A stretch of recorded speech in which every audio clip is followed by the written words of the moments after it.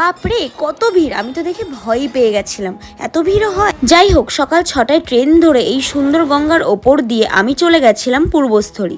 যেহেতু শ্রাবণ মাসের শেষ সোমবার ছিল, তার জন্য আমি পুজো দেবো বলে মাসি বাড়ি গেছিলাম। পাশেই ছিল বুড়োরাজের মন্দির বাবা ভোলানাথের। আমি না মা গঙ্গাকে দর্শন করতে খুব ভালোবাসি, কারণ আমার গঙ্গার পাশে বাড়ি নয়, তার জন্য আমি যখনই গঙ্গা দেখতে পাই আমি খুব পরিমাণে খুশি হয়ে যাই।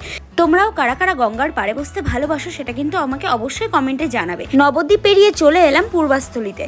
পৌঁছানোর পরের দিন আমি শাড়ি পরে রেডি হয়ে চললাম বাবা ভোলানাথের পুজো দিতে। ফার্স্টে আমি বাসে উঠে নামতে হয়েছিল জামালপুরে। দেন মন্দিরের বাইরে দেখছি অনেকে পুজো দিতে এসেছে, কিছুটা তারকেশ্বরের মতো। জানো বন্ধুরা, এত বড় বট গাছ, এর জন্য গরমের কষ্টটা অনেক কম হচ্ছিল। আমি শুনেছিলাম ভিড় হয়, কিন্তু এতটা ভিড় হয় জানতাম না। হয়তো সে ছিল বলেই ভিড় পেরিয়ে আমরা বাবা ভোলানাথের